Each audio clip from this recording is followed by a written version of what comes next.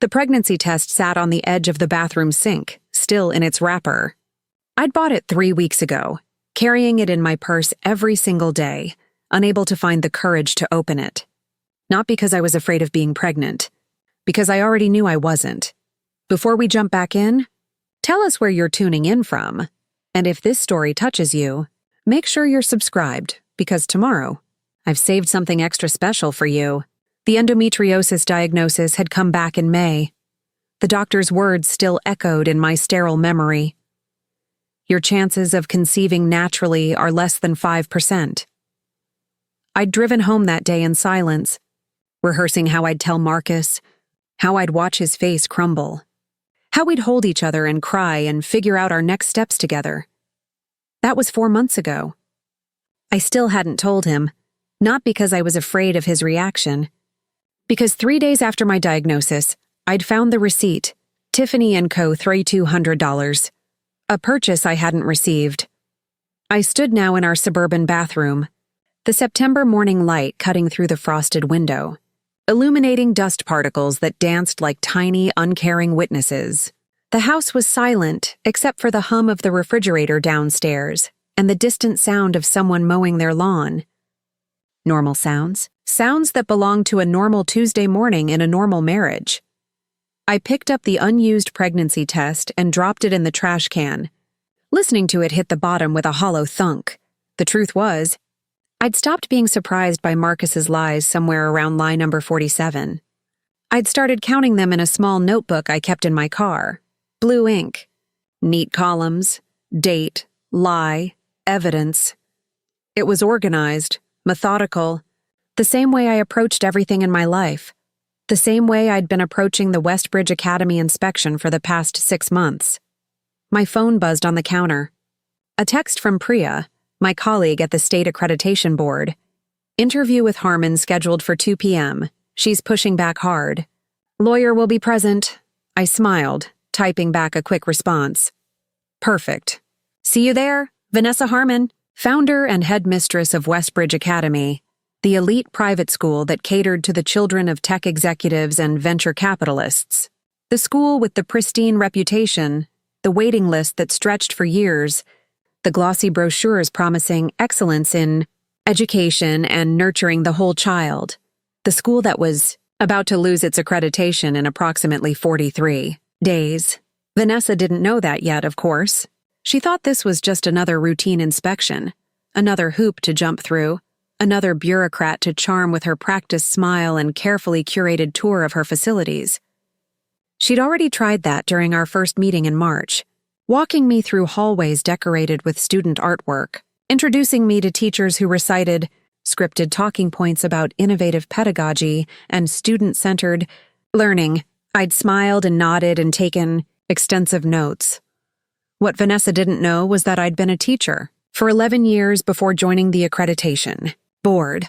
I knew what real student artwork looked like versus what got produced when teachers did most of the work. I knew the difference between genuine teacher enthusiasm and rehearsed performance. I knew how to read between the lines of curriculum documents and spot the gaps between stated policy and actual practice.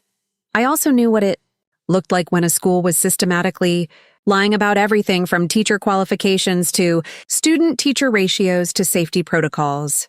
Westbridge Academy was a beautiful lie, wrapped in expensive architecture and tied with a bow made of parent donations, and Vanessa Harmon was sleeping with my husband. I hadn't known that part in March. That revelation had come later, in the most mundane way possible. A forgotten phone. A text notification lighting up the screen while Marcus showered. A name I'd heard before. V. Can't wait to see you tonight. Wear the red dress I bought you. The red dress. I'd Googled Tiffany receipts that same evening, cross-referencing the date with Marcus's calendar. Dinner meeting with potential investor for his startup. The startup that had been almost ready to launch for 3 years now. The startup that justified his flexible schedule, his evening meetings, his weekend networking events. The startup that, as far as I could tell from accessing our joint bank accounts, didn't actually exist. I'd sat on our bed that night, phone in hand, and made a decision. Not the decision you might think. Not confrontation, not tears, not packing bags or calling lawyers. I decided to do what I did best: investigate, document, and build an airtight case. Marcus thought I was a high school English teacher. That wasn't entirely a lie. I had been until 2 years ago, when I'd been recruited by the state accreditation board. The job came with a significant pay raise, comprehensive benefits, and a level of authority that most people didn't associate with education bureaucracy. It also came with a requirement that had suited me perfectly: absolute discretion. We didn't advertise our investigations. We didn't warn schools when we were building a case for revocation. We gathered evidence quietly, systematically, and by the time schools realized they were in trouble, it was far too late to fix the problems. Marcus knew I still went to school every day. He knew I came home with papers to grade and complained about faculty meetings. He didn't know those papers were compliance reports, or that those faculty meetings were actually case review sessions where we decided which schools would survive and which would be shut down. He'd never asked for details. In the beginning, I'd thought it was because he respected my need to decompress after work. Now I understood it was because he simply didn't care.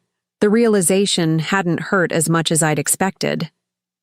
Maybe because by the time I'd fully understood the scope of his betrayal, I was already too deep into my own investigation. Too focused on the bigger picture. I brushed my teeth, examining my reflection in the mirror. 34 years old. Dark circles under my eyes that concealer couldn't quite hide anymore. Hair pulled back in the same practical ponytail I'd worn since graduate school. I looked exactly like what Marcus thought I was. A tired teacher in a dead-end job, going through the motions, contributing just enough to the household finances to justify her existence. The irony was almost beautiful. My salary was nearly double his freelance income. I'd been paying most of our mortgage for 2 years.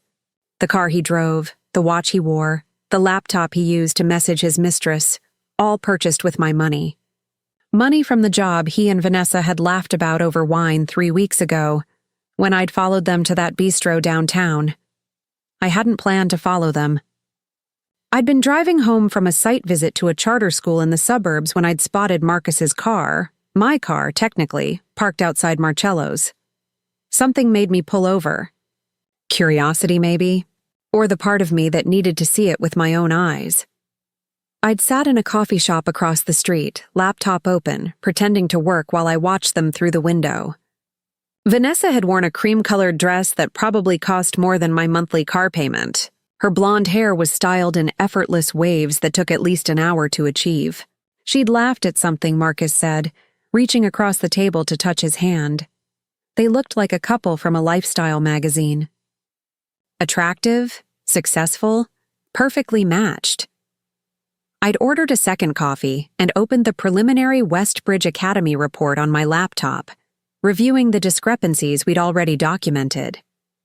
Unqualified teachers listed with fake credentials, fire safety violations covered up with temporary fixes during inspection dates, financial irregularities suggesting tuition money was being diverted into personal accounts.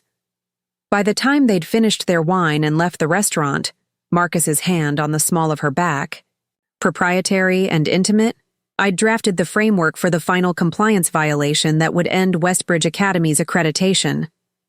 That was 3 weeks ago. Since then, I'd been methodically tightening the noose. I walked downstairs, my footsteps silent on the carpeted stairs. Marcus was already gone.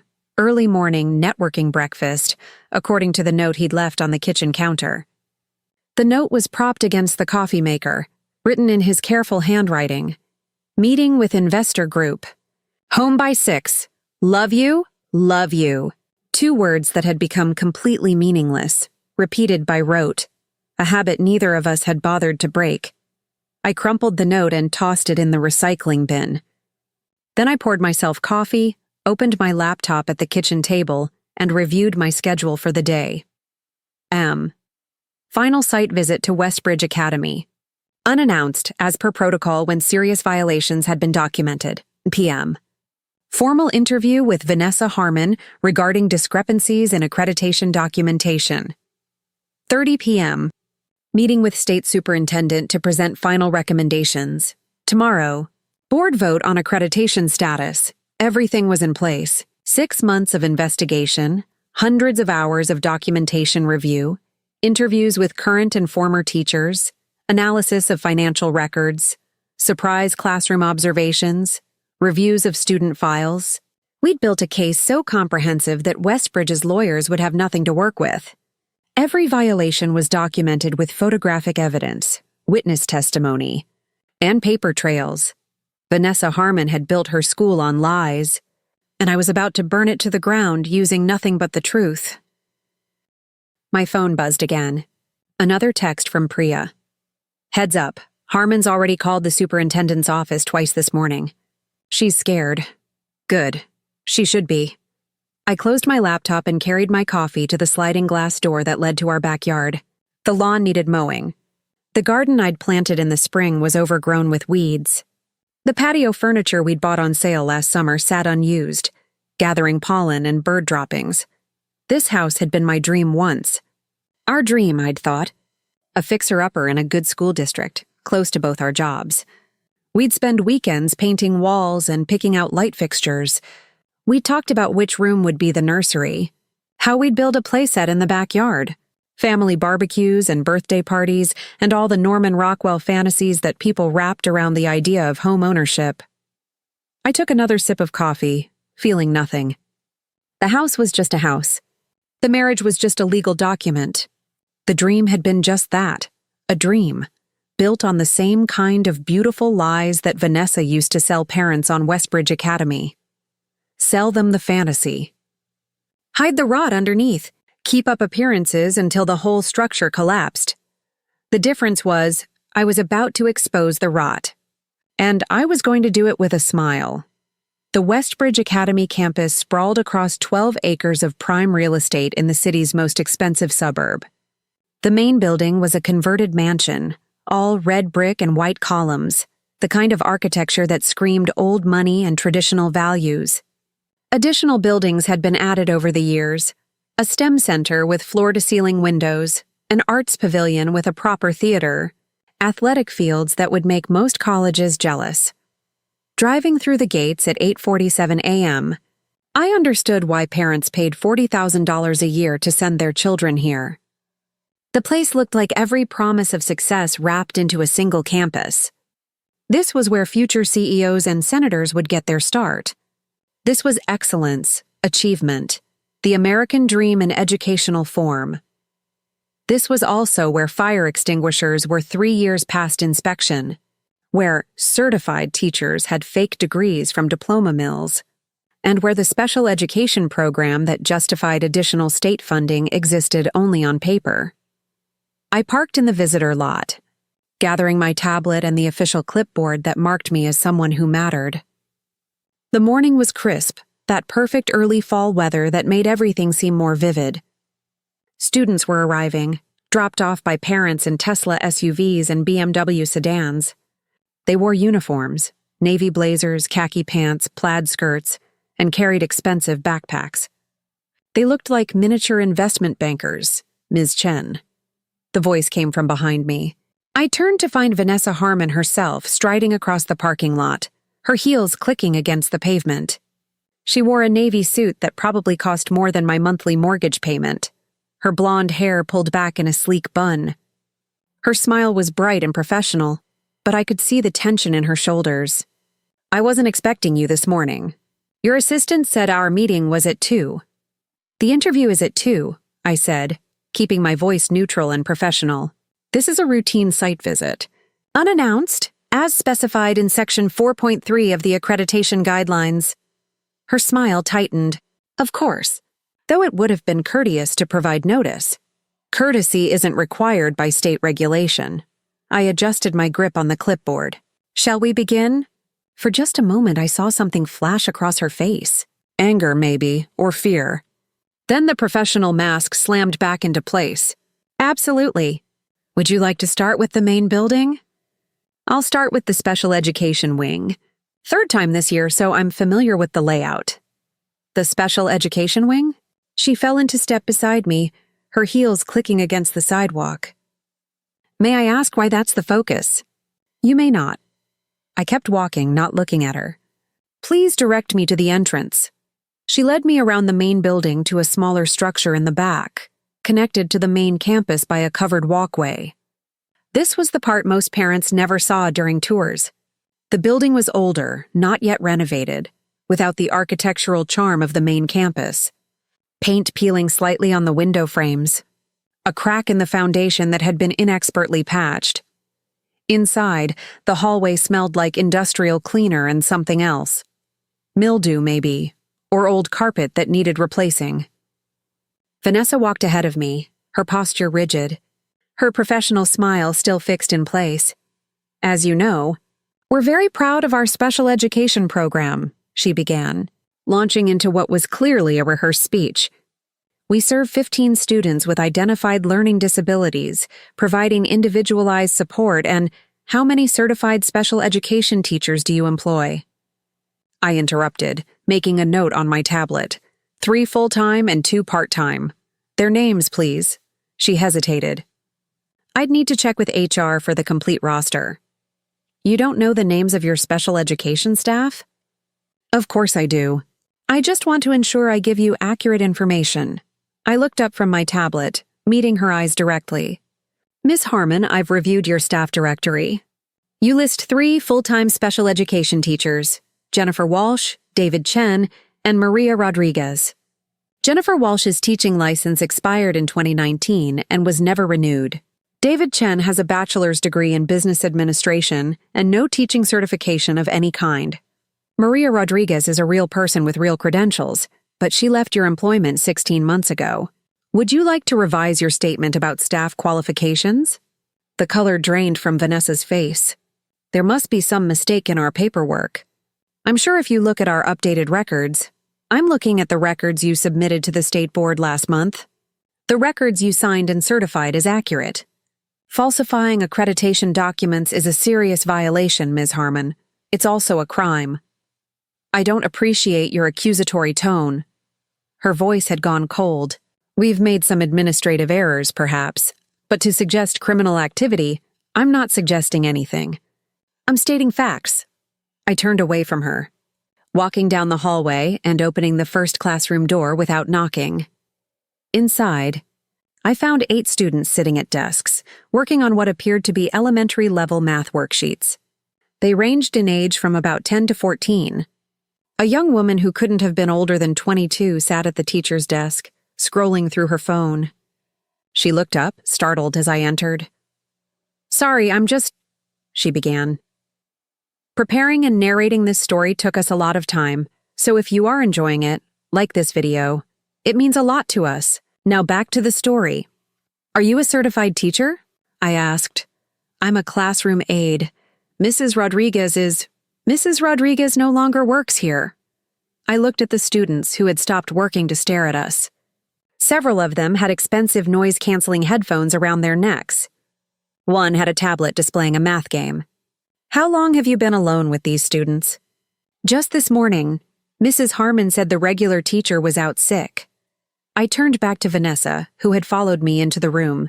Where is the certified special education teacher who's supposed to be supervising this classroom? We have a substitute.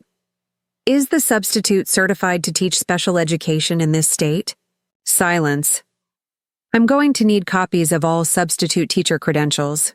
Current fire safety inspection certificates, staff background checks, financial disbursement records for the special education program, and the qualifications of every person currently employed in an instructional capacity. I spoke clearly, making sure the young aide could hear every word. You have until our 2 o'clock meeting to produce these documents. Failure to provide complete and accurate records will result in immediate suspension of accreditation status pending full investigation. You can't just... Vanessa started. I can. I am. 2 o'clock, Ms. Harmon. Bring your lawyer. I walked past her, back into the hallway. She followed, her heels clicking rapidly against the linoleum. Miss Chen, please. I understand there have been some administrative oversights, but Westbridge has been serving this community for 15 years. We have 300 students who depend on what? Unqualified teachers? Fake programs? Safety violations? I stopped walking and turned to face her. Those students deserve better than what you're selling their parents. They deserve actual education, not expensive daycare with a prestigious name. How dare you? Her voice shook with rage now, the professional mask finally cracking. Do you have any idea who I am? The connections I have? One phone call and I can have your job. Make the call. I kept my voice level. While you're at it, call your lawyer. You're going to need one. I walked away, leaving her standing in the hallway. My hands were steady as I pushed open the door to exit the building, but my heart was racing. Not from fear, from satisfaction. This was what justice felt like. Cold, systematic, inevitable. I spent the next 2 hours conducting a thorough inspection of every building on campus. Fire extinguisher violations in 3 buildings. Mold in the 4th grade bathroom. A science lab with expired chemicals stored improperly. A playground with equipment that didn't meet current safety standards. Each violation was photographed, documented, cross-referenced with previous inspection reports. Priya met me in the parking lot at noon, carrying her own tablet and case files. She was in her late 40s, a former principal who'd joined the accreditation board after watching too many schools cut corners to save money. She had 3 kids of her own and took education violations personally. How bad? She asked. Worse than we thought. The special education program is completely fraudulent. She's got one 22-year-old aide supervising 8 students with no certified teacher in sight. Priya's jaw tightened. Those poor kids. It gets better. Or worse, depending on your perspective. I pulled up my photo documentation. Half the teachers she claims on staff don't actually work here. The ones who do work here are barely qualified to substitute, let alone teach full-time. Her financial records show tuition payments going into the special education line item, but there's no corresponding disbursement for qualified staff or proper resources. She's pocketing it, or using it to fund something else. Either way, it's fraud. I closed my tablet. The board vote tomorrow is going to be unanimous. Have you told the superintendent yet? Meeting at 4:30. But Harmon doesn't know that. I checked my watch. Interview starts in 2 hours. Want to grab lunch first? We ate at a small Vietnamese restaurant 3 blocks from the district office, reviewing our documentation over banh mi and iced coffee. Priya had been conducting her own parallel investigation into Westbridge's financial practices, following the money trail through parent donations, state funding, and mysterious educational foundation grants. Here's what I don't understand, Priya said, scrolling through her spreadsheet. Westbridge pulls in roughly $12 million a year in tuition alone. Add in the state funding for special education, the grant money, the parent donations. We're looking at close to $15 million annually. The operational costs for a school this size, even with the fancy facilities, shouldn't exceed $8 million. So where's the other $7 million going? Personal accounts? I suggested. Some of it, definitely. But not $7 million. That would be too obvious. Too easy to trace. She tapped her tablet screen. I think there's another entity involved. A management company or consulting firm that's billing Westbridge for services and kicking money back to Harmon under the table. That's sophisticated fraud. Which means Harmon isn't working. Alone. Priya met my eyes across the table. This goes deeper than one corrupt administrator. Someone with financial expertise is helping her move this money around. I thought about Marcus. His failed startup, his expensive lifestyle, his sudden investor meetings that never seemed to produce actual investment. I might know someone who fits that profile, I said carefully. Priya raised an eyebrow. Someone we should be investigating? Maybe. Let me look into it first. We finished lunch and headed to the district office, a modern building downtown that housed the state accreditation board along with various other education agencies. Our offices were on the 3rd floor, a maze of cubicles and conference rooms that smelled like old coffee and copy paper. The conference room for Vanessa's interview was ready when we arrived. Recording equipment set up, fresh legal pads and pens arranged around the table, a carafe of water with glasses. Everything official, everything documented. This wasn't a casual conversation. It was an interrogation. And we wanted Vanessa to know it. She arrived at exactly 2:00, flanked by a lawyer in an expensive suit who introduced himself as Robert Kellerman. Vanessa had changed clothes since this morning, now wearing a different designer suit, this one in charcoal gray. Professional armor. Her makeup was flawless, her hair perfect, but I could see the exhaustion around her eyes. Good. Let her be scared. Ms. Harmon, Mr. Kellerman, please have a seat. I gestured to the chairs across from us. This interview is being recorded, as per state regulations. You've been provided with documentation of violations found during today's inspection, as well as discrepancies in your accreditation filings over the past 3 years. Do you understand why you're here? My client understands, Kellerman said smoothly. However, we'd like to state for the record that Westbridge Academy has been fully cooperative with all accreditation processes, and any alleged violations are the result of administrative errors that can be readily corrected. Administrative errors. I opened my tablet, pulling up the first document. Is it an administrative error to claim state funding for 15 special education students when you employ 0 qualified special education teachers? The teacher was out sick today, as I explained, Vanessa started. Ms. Rodriguez hasn't worked for you in 16 months. Jennifer Walsh's license expired years ago. David Chen was never qualified to teach in the first place. I looked at Kellerman. These aren't administrative errors. This is systematic fraud. That's a serious accusation, Kellerman said. Do you have evidence? Extensive evidence. Priya slid a thick folder across the table. Staff records, payroll documentation, state funding applications, financial statements, all showing a pattern of falsified credentials and misappropriated funds. I watched Vanessa's face as she flipped through the folder, watched the color drain from her cheeks, watched her hands start to tremble slightly before she gripped the folder tighter to hide it. Where did you get these documents? Kellerman demanded. Public records requests, staff interviews, inspection reports, and financial audits. I kept my voice calm, all obtained legally through proper channels. Some of these documents are clearly confidential personnel files, which your client submitted to the state board as part of her accreditation application. She doesn't get to claim privacy violations for documents she provided to us voluntarily. I turned my attention back to Vanessa. Ms. Harmon, I need you to explain the discrepancy between the special education funding you've received and the actual services you've provided. She looked at her lawyer, who nodded slightly. I'd like to invoke my Fifth Amendment right. This isn't a criminal proceeding, I interrupted. Though it may become one, depending on what the state attorney general decides to do with our findings. Right now, this is an administrative hearing regarding your school's accreditation status. You can refuse to answer, but that refusal will be noted in our official report and will factor into the board's decision tomorrow. Tomorrow? Vanessa's voice cracked slightly. The vote is tomorrow? Emergency board session given the severity of the violations. I consulted my notes.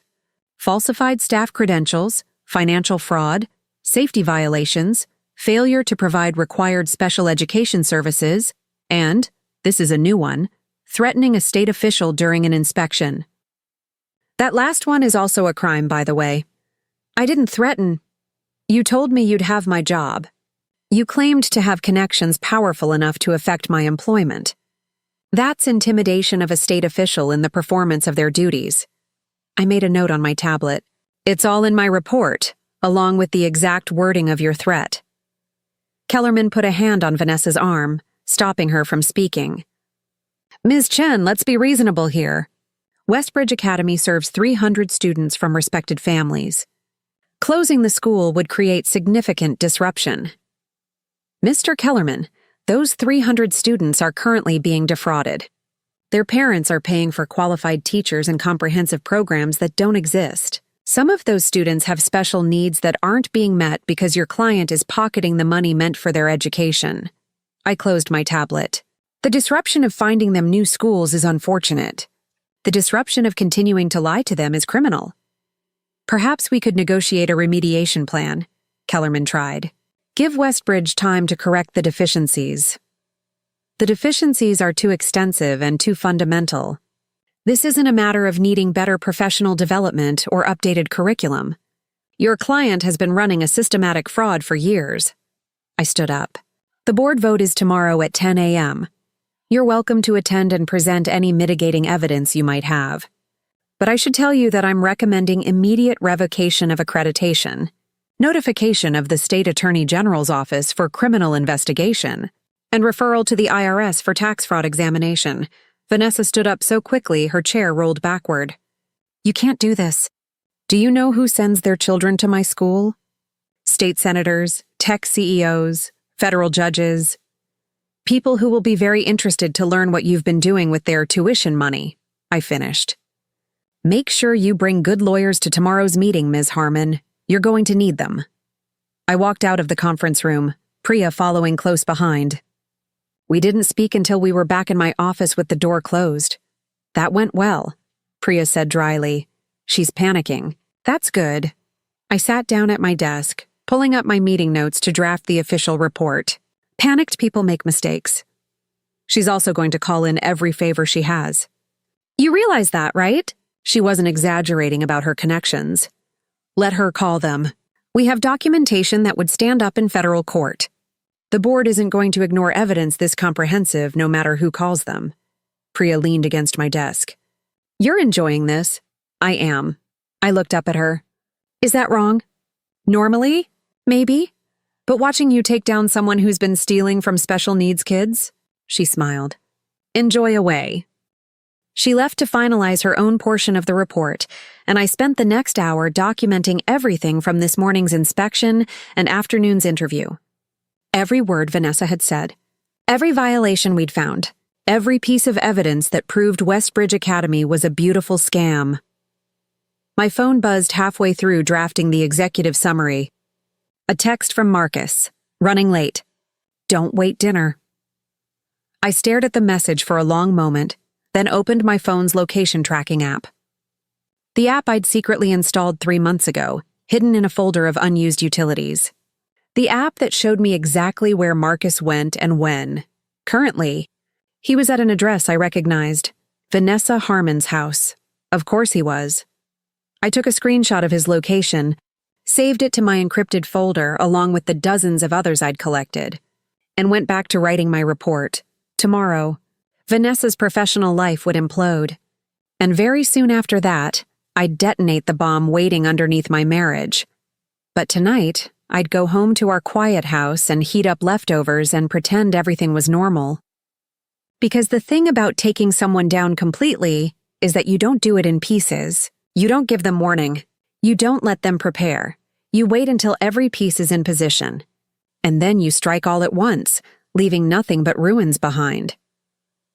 I typed the final paragraph of my report, recommending immediate and permanent revocation of Westbridge Academy's accreditation, and hit send.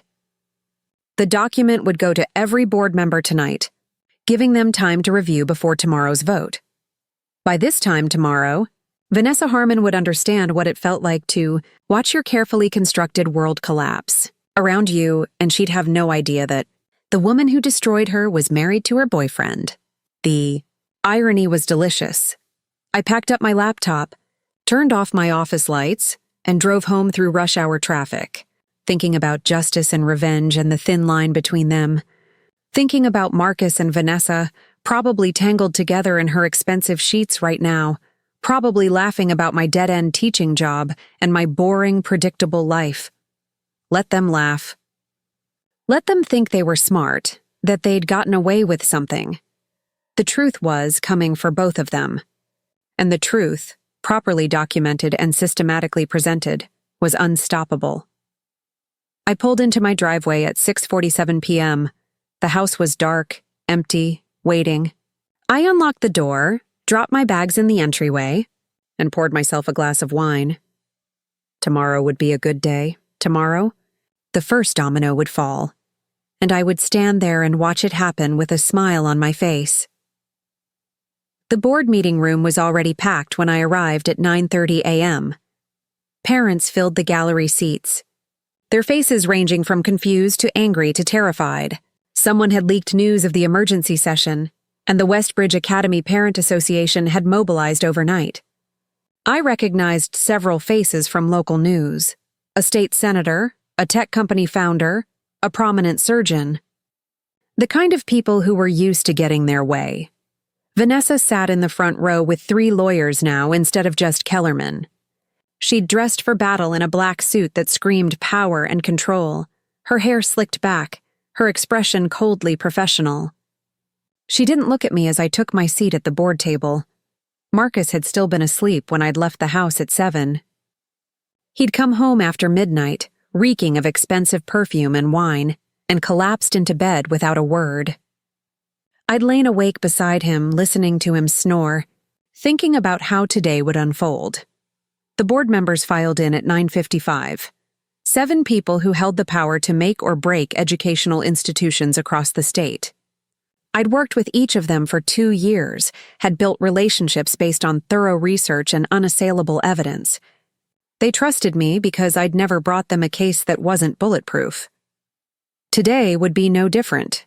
Dr. Patricia Morrison, the board chair, called the meeting to order at exactly 10 a.m. We're convened for an emergency review of Westbridge Academy's accreditation status. Ms. Chen, you've provided the board with your preliminary findings. Please present your full report. I stood, connecting my laptop to the projection system. The first slide appeared on the screen behind me, a photo of the special education classroom I'd visited yesterday. With 8 students and 1 unqualified aide, Westbridge Academy has systematically defrauded the state of California. Its students and their families for a minimum of 3 years, I began. No preamble, no softening, just the facts. The evidence breaks down into 4 categories: falsified staff credentials, financial fraud, safety violations, and failure to provide required special education services.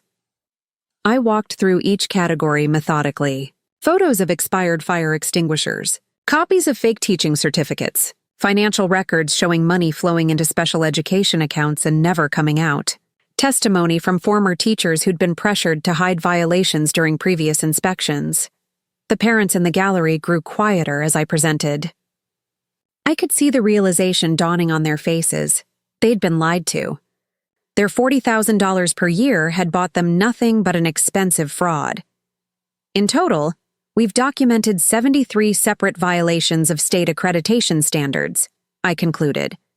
Each violation alone would warrant serious review. Together, they paint a picture of an institution that has never been in compliance with basic educational standards.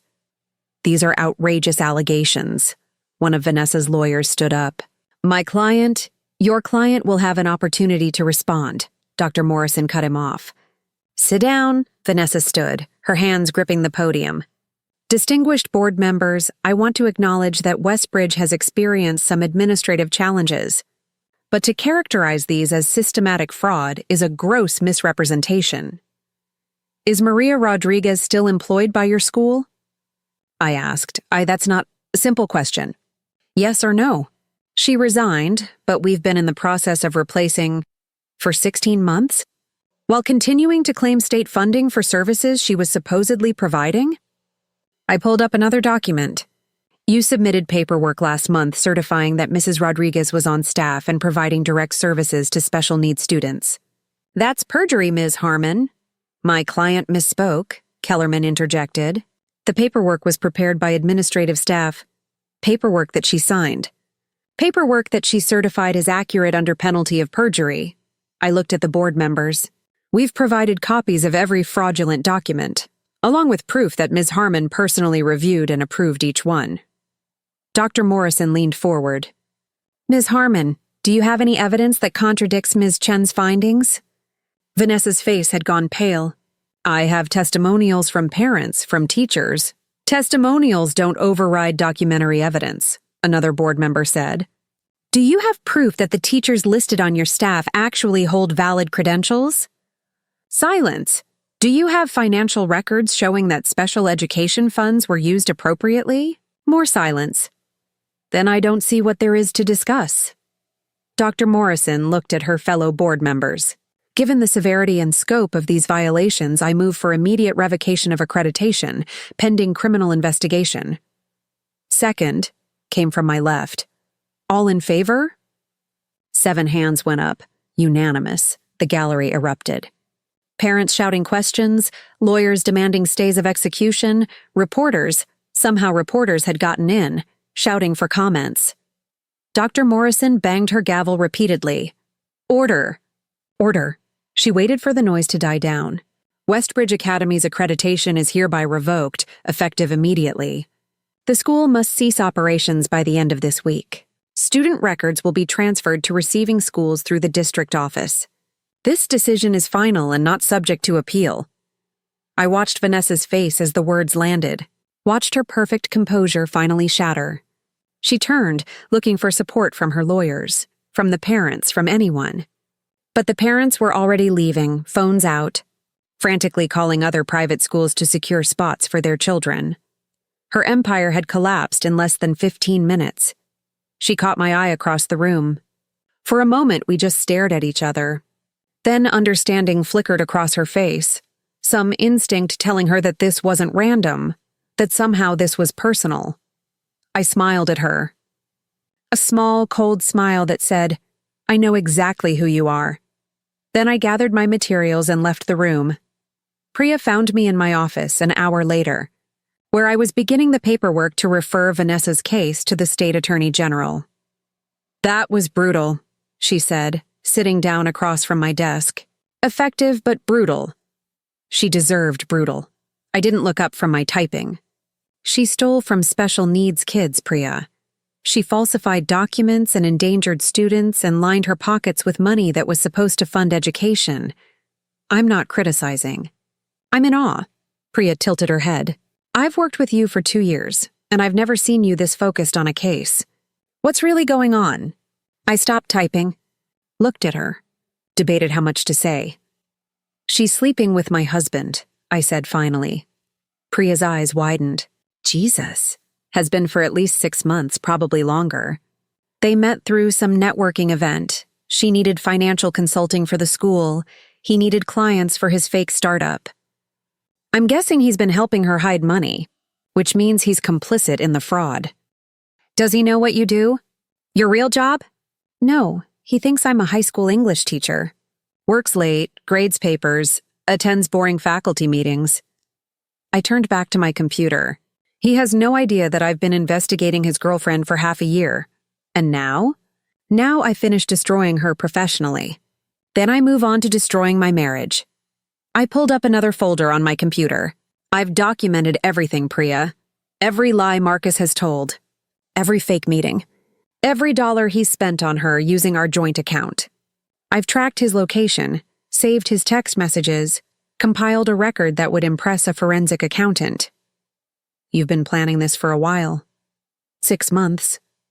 The same 6 months I've been building the case against Westbridge. I looked at her. People think revenge is hot and emotional. It's not. Real revenge is cold. It's patient. It's methodical. You don't destroy someone in a moment of anger. You destroy them so completely that they never see it coming until it's too late to stop it. Priya was quiet for a moment. What are you going to do? I'm going to send this referral to the Attorney General, recommending they investigate both Vanessa Harmon and her financial consultant, whose name happens to be Marcus Chen. Then I'm going to go home, pack Marcus's belongings and file for divorce. By the time he figures out what's happening, both he and his girlfriend will be facing criminal charges. Priya shook her head. That's incredibly efficient. I learned from the best.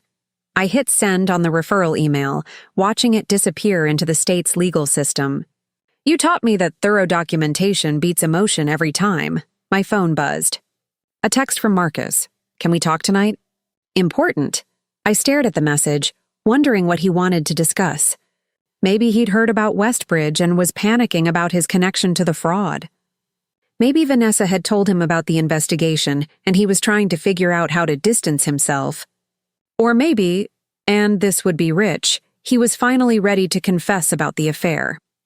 I texted back, I'll be home by 6. Then I called my lawyer. Jennifer Park had handled my mother's estate after she died, and I'd been impressed by her efficiency and discretion. When I'd started documenting Marcus's affair, I'd quietly retained her for divorce preparation.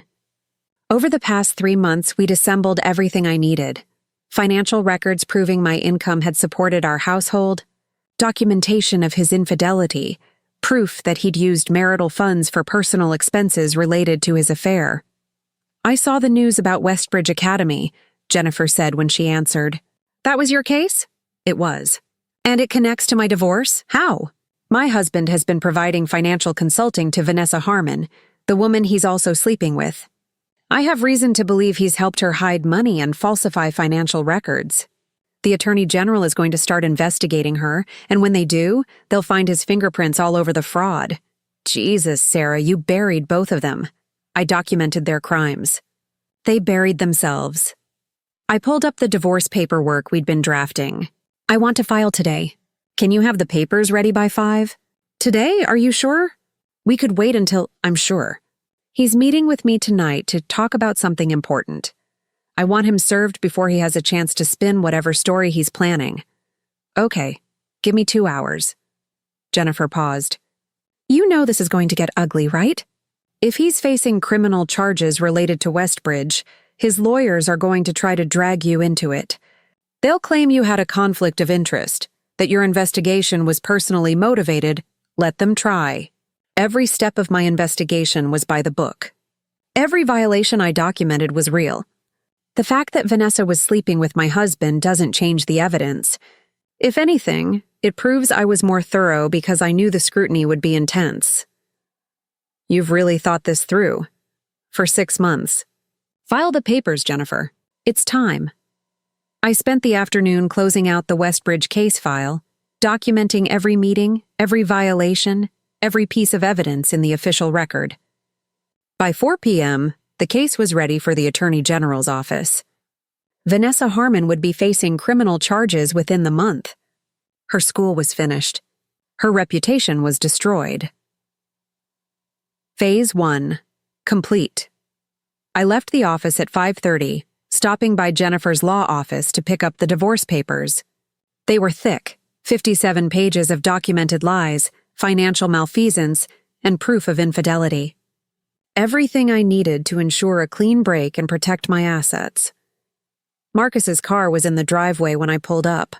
He was sitting at the kitchen table, his laptop open, his face buried in his hands. He looked up when I walked in, and I saw genuine fear in his eyes. "Sarah, we need to talk." "I know. That's why I'm here." I set my bag down on the counter, keeping the divorce papers hidden inside. "What did you want to discuss?"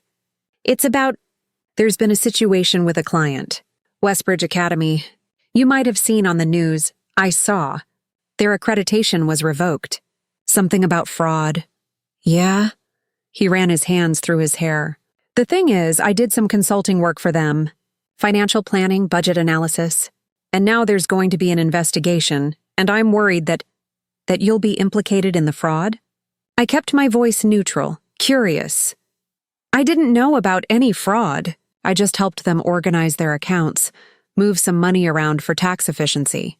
"That's completely legal, is it? Moving money around to hide it from auditors?" "That's not what I did. I provided legitimate financial consulting services, but his eyes wouldn't meet mine. I'm just worried about how it might look." "Probably looks like you were helping Vanessa Harmon commit fraud." I pulled the divorce papers from my bag, setting them on the table between us. "But that's the least of your problems." He stared at the papers. "What is this?" "Divorce filing. 57 pages documenting your affair with Vanessa Harmon, your misuse of marital funds, and your general failure to be honest about anything in the past 2 years. The color drained from his face. "Sarah, I can explain." "Don't. I don't want your explanations." I sat down across from him, calm and controlled. "I know everything, Marcus. I've known for months. Every lie you told, every fake meeting, every dollar you spent on her, it's all documented in those papers. You've been spying on me? I've been protecting myself. There's a difference." I pointed at the papers. "You're being served officially tomorrow, but I wanted you to see them first." Professional courtesy. Professional courtesy? He laughed, a bitter sound. You're ending our marriage with professional courtesy? How else should I do it? With tears and drama? You don't deserve my emotion, Marcus. You haven't earned it. I stood up. I want you out of the house by tomorrow evening. Take whatever you can fit in your car. Everything else we'll divide through lawyers. You can't just kick me out. This is my home too. Actually, you'll find in the papers that the house is solely in my name. My income paid for it. You've contributed essentially nothing to our finances for 2 years. I walked to the cabinet, pulling out a glass and pouring myself water. You'll also find documentation showing that you used our joint account to pay for your girlfriend's jewelry, dinners, hotel rooms. That's theft, by the way. Misappropriation of marital funds. He was looking through the papers now, his hands shaking. This is insane. You've been planning this for 6 months. Yes. I took a sip of water. You know what the funny thing is? I never would have caught you if you hadn't been so sloppy. The Tiffany receipt left on the counter. The text messages on your unlocked phone. The location tracking you forgot was enabled on your phone plan. You tracked my location? Our family plan. You gave me access when we got married. You just forgot about it. I set down my glass. You forgot about a lot of things, actually. Like the fact that I'm not stupid. Like the fact that I pay attention. Like the fact that underestimating people is the fastest way to get destroyed by them. Marcus stood up so fast his chair fell backward. You're proud of this? You're actually proud of sneaking around and spying, and I'm proud of protecting myself from a liar and a thief. Yes. I met his eyes. Did you really think you'd get away with it? Did you think I'd just never noticed that you were living off my income while sleeping with someone else? It wasn't like that. It was exactly like that. You met Vanessa at some networking event. You saw an opportunity, a wealthy woman running a successful school who needed financial consulting. You offered your services. Then you started sleeping with her. Then you started helping her hide money from her fraud scheme because she was paying you well and you liked the lifestyle. You don't know what you're talking about. Marcus, I kept my voice level. The Attorney General is going to start investigating Westbridge's finances within the week. When they do, they're going to find your consulting agreements, your recommendations for how to structure the accounts, your emails about moving money around. They're going to connect you to the fraud, and when they do, you're going to need a lawyer much better than whatever Vanessa's been paying for. The reality was hitting him now. I could see it in his face, the understanding that this wasn't just about the affair. This was about criminal charges. Prison time, potentially. You did this on purpose, he said slowly. You investigated Westbridge because of me. Because of us. I investigated Westbridge because they were defrauding the state and stealing from special needs children. You being involved was just a bonus. I walked toward the stairs. I'm going upstairs to pack some things. I'm staying at a hotel tonight. You need to be gone by tomorrow evening. If you're not, I'll have the locks changed and your belongings put on the lawn. Sarah, please. We can work this out. No, we can't. This isn't a marriage worth saving, Marcus. It probably never was. I paused on the stairs, looking back at him. You know what the worst part is? I would have loved you through almost anything. Failure, mistakes, even financial struggles. But you chose to lie. You chose to steal from me while pretending to love me. You chose to help someone defraud vulnerable children. Those aren't mistakes. Those are choices. And choices have consequences. I went upstairs, leaving him standing in the kitchen with the divorce papers. I packed methodically, clothes for a week, toiletries, my laptop, important documents. Everything else could be sorted out later through lawyers. When I came back downstairs with my suitcase, Marcus was still at the table. He'd been crying, I could tell. His eyes were red, his face blotchy. I'm sorry, he said quietly. For all of it. For lying, for Vanessa, for everything. I know you are. You're sorry you got caught. I headed for the door. Goodbye, Marcus. Have your lawyer contact mine. I drove to a hotel downtown, checked into a room with a view of the city, and ordered room service. Then I opened my laptop and began drafting an email to the superintendent, documenting the chain of custody for every piece of evidence in the Westbridge case. making sure that no one could claim I'd acted improperly or let personal feelings interfere with my investigation. My phone rang at 9 p.m. Priya. "I just got a very interesting call from a reporter," she said, asking about potential conflicts of interest in the Westbridge investigation. "Let me guess. Someone told them that my husband was involved with Vanessa Harmon?" "Vanessa's lawyers, almost certainly. They're trying to discredit the investigation by making it look personal. It doesn't matter. The evidence stands on its own." I pulled up the email I'd been drafting. "I'm sending the superintendent a complete breakdown of the investigation timeline, showing that we started looking into Westbridge months before I discovered the affair. Every piece of evidence was gathered through proper channels. Every violation was documented according to protocol. My personal life doesn't change the facts.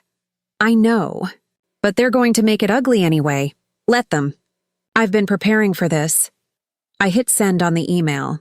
The truth is going to come out eventually, that Westbridge was committing fraud long before I got involved. That Marcus was helping them do it. That I investigated thoroughly and professionally despite personal complications. If anything, it makes the case stronger. I had every reason to look the other way, and I didn't. "You're really not worried? About what, my career? My reputation?" I laughed. "Priya, I just destroyed a prestigious private school and exposed a major fraud scheme. I'm divorcing my husband and potentially sending him to prison. Worried is not what I'm feeling right now." "What are you feeling?" "I thought about it. Really thought about it. Free," I said finally. "I feel free." 3 months later, the Attorney General's office filed charges against Vanessa Harmon on 17 counts of fraud, embezzlement, and perjury. Marcus was named as a co-conspirator in 8 counts, related to financial manipulation and money laundering. Both were looking at serious prison time. My divorce was finalized 6 weeks after I filed. Marcus didn't contest it. His lawyers advised him that fighting would only make him look worse in the criminal case. I got the house, my full pension, and a clean break. He got nothing except mounting legal bills.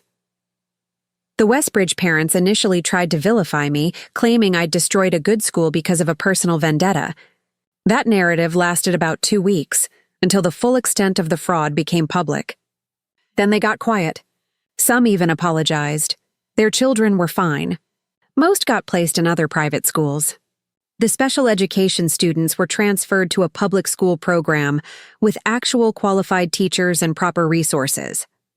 Several of them were thriving now that they were getting real support. I was sitting in my office on a Tuesday afternoon when Jennifer called with the final news. Vanessa took a plea deal. 8 years in a minimum security facility. Marcus is holding out for trial, but his lawyer says the evidence is too strong. He'll probably take a deal too. Good. I was reviewing an application from a new charter school, looking for the telltale signs of fraud and corner cutting. "Thanks for letting me know. How are you doing?" "Really?" I looked around my office.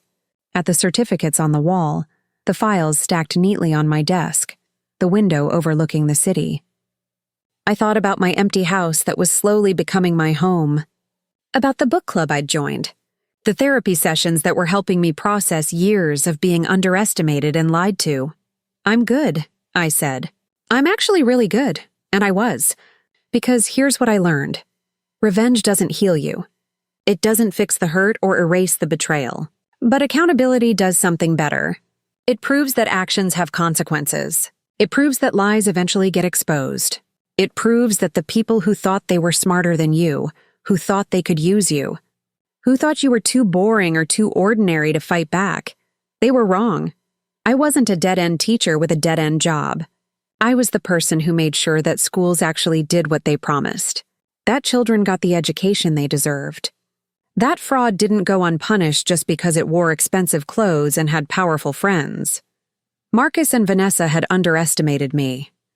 They'd seen what they wanted to see, a quiet, boring wife with a nothing job. They'd never bothered to look deeper, to ask questions, to wonder if maybe there was more to me than what appeared on the surface. That was their mistake, and it cost them everything. I finished reviewing the charter school application, made my notes, and started on the next file, because there would always be another school trying to cut corners. Another administrator thinking they were too smart to get caught. Another fraud scheme wrapped in pretty promises. And I would be there, patient and thorough, documenting every violation and building every case until it was bulletproof. People called it revenge. I called it justice, but honestly, it felt pretty good either way. The pregnancy test was still in my bathroom trash at home. The one I'd never taken because I already knew the answer. Yesterday, I'd finally thrown it away. Not because the infertility hurt less, but because I was beginning to understand that some endings make room for new beginnings. I didn't know what those beginnings looked like yet. Maybe adoption. Maybe foster care. Maybe a life focused on protecting other people's children through my work. What I did know was that I was done being underestimated. Done being quiet. Done letting people tell me who I was supposed to. B. Marcus had seen a boring teacher in a dead-end job. Vanessa had seen someone beneath her. Notice, they'd both been looking at the same woman. They'd just been too blind to see what she was actually capable of, and by the time they figured it out, it was far too late. I closed my laptop, gathered my things, and headed home. To my house, my space, my life. A life I'd fought for with patience, documentation, and cold. Methodical precision. Some people called me ruthless for destroying my husband's career along with his mistress's school. I called it fair. They'd stolen from children, lied to parents, and betrayed everyone who trusted them. I'd simply made sure they paid the price. And if that made me ruthless, good. The world needed more ruthless people on the side of truth. I smiled as I drove home through the city lights, already thinking about the next case on my desk. Another school, another investigation, another opportunity to make sure that justice, cold, systematic, inevitable justice, prevailed. Because that's what I did. That's who I was.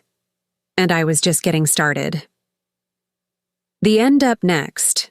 You've got 2 more standout stories right on your screen. If this one hit the mark, you won't want to pass these up. Just click and check them out. And don't forget to like, subscribe, and turn on the notification bell so you don't miss any upload from us.